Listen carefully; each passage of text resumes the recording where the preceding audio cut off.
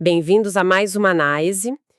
Hoje a gente vai se afastar um pouco, sabe? Sair dos tronos de marfim, dos becos ensanguentados que geralmente dominam as noites. Vamos para um lugar mais quieto? Exato.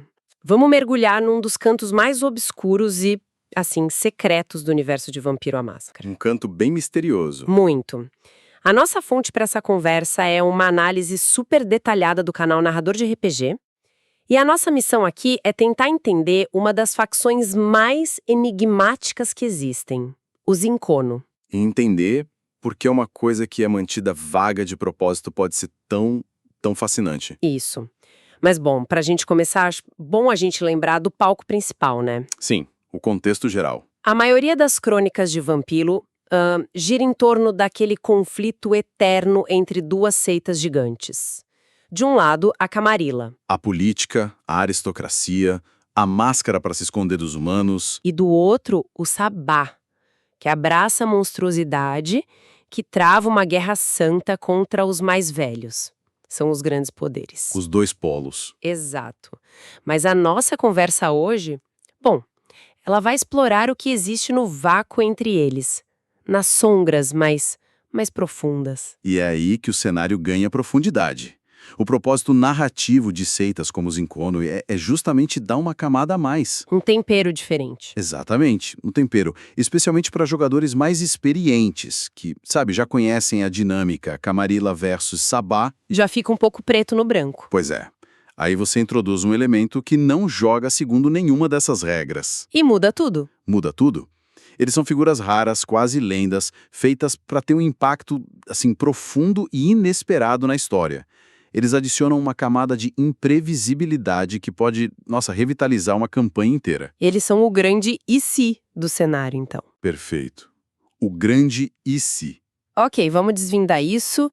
Quem ou o que, exatamente, são os Inconnu? Bom, com base na nossa fonte, eles são descritos como uma suposta rede global de vampiros. Suposta. Porque tudo sobre eles é incerto, mas são vampiros extremamente antigos, poderosos e, acima de tudo, secretos. E o que os define? A principal característica, o que realmente define eles, é terem se afastado de forma voluntária da Jihad. Que é bom a gente esclarecer, não é uma guerra comum. Não mesmo. A Jihad é o conflito milenar de manipulação, traição, é um jogo de poder entre os anciões, um xadrez onde os peões são cidades, nações, séculos inteiros. E quase todo imortal tá preso nisso, querendo ou não. Exato. Os Inconnu simplesmente decidiram virar o tabuleiro e ir embora. E é aqui que o negócio fica realmente interessante. Se eles abandonaram a corrida pelo poder, o que eles buscam? É a pergunta de $1 milhão. Não querem influência, não querem território.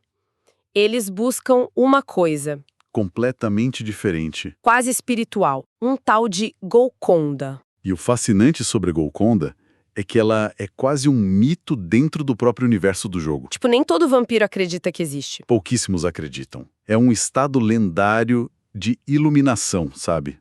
Um tipo de nirvana para os amaldiçoados. A ideia central é atingir um equilíbrio perfeito com a besta interior. A besta que é a essência do monstro, né? A fome, a fúria que todo vampiro carrega. Exato, aquele impulso. Então não é sobre destruir a besta, mas fazer as pazes com ela. É isso, é uma harmonia. Alcançar a Golconda poderia significar transcender os piores aspectos da maldição. Tipo o quê? Talvez não precisar de sangue com tanta frequência, ou, quem sabe, ganhar imunidade a certos poderes que exploram a fraqueza da besta, como medo, fúria. E o tormento, né? A paranoia constante. Silenciar esse tormento.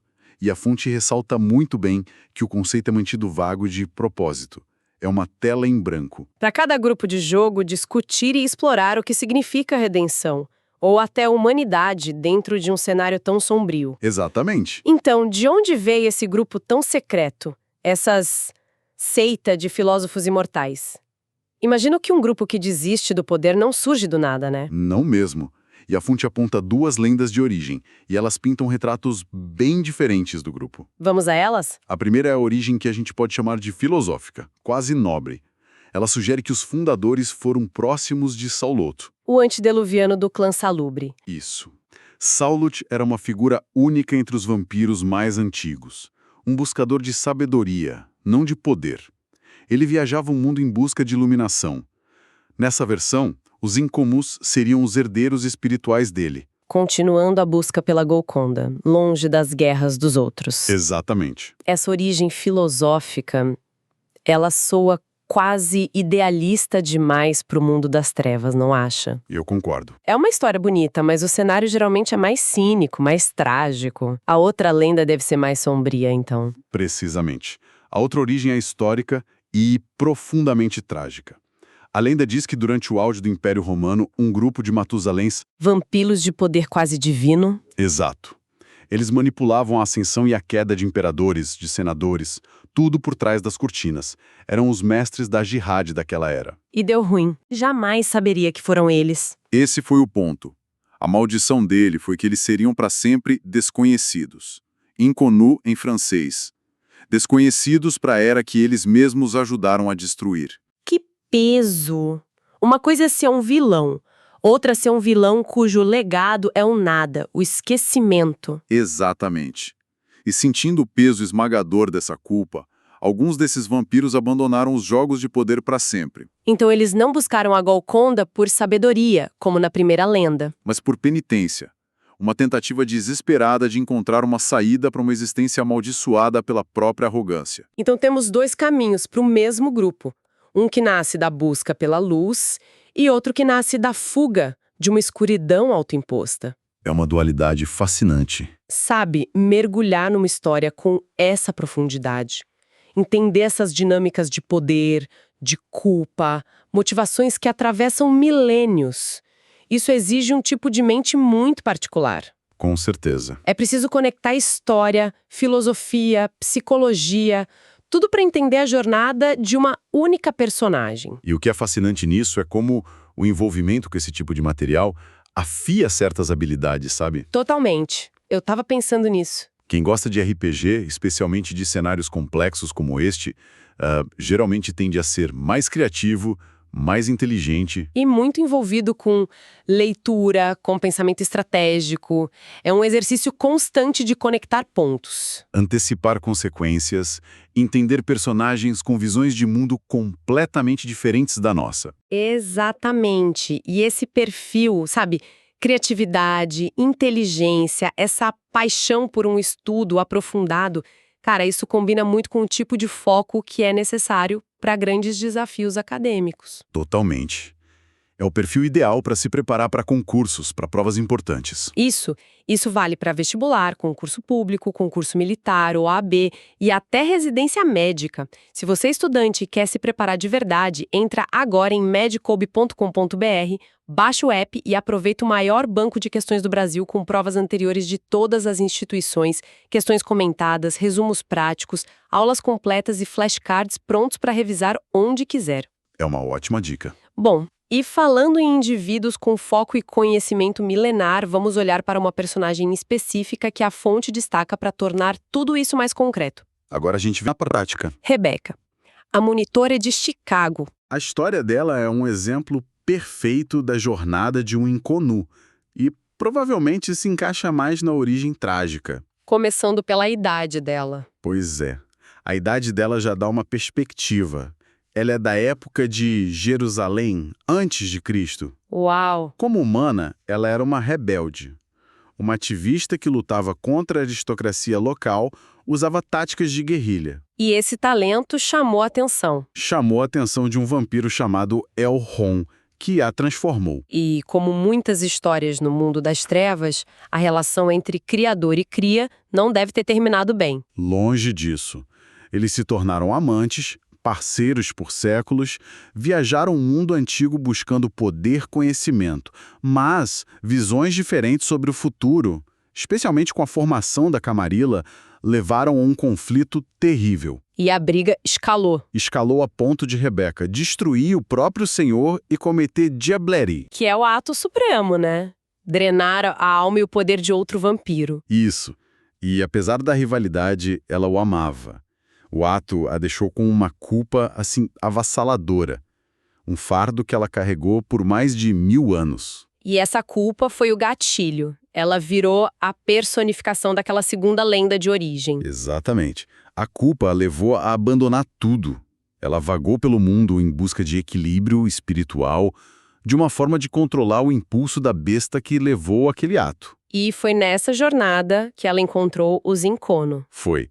Ela encontrou outros com a mesma mentalidade, foi apresentada à seita e, eventualmente, depois de passar pelos testes deles, conseguiu atingir o estado de Golconda. Mas mesmo iluminada, a fonte menciona que ela não é uma personagem simples.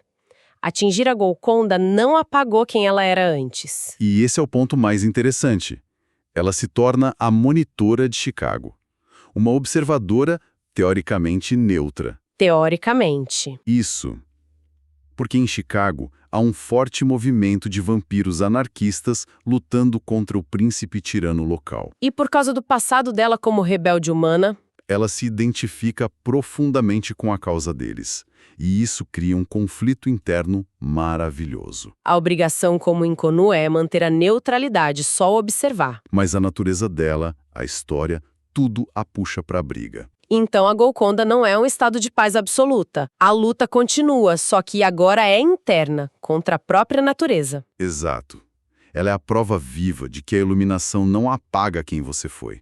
Apenas te dá as ferramentas para lidar com isso de uma nova maneira. A besta dela pode estar em harmonia, mas a rebelde ainda tá lá. E essa tensão a torna uma personagem incrivelmente complexa. Certo.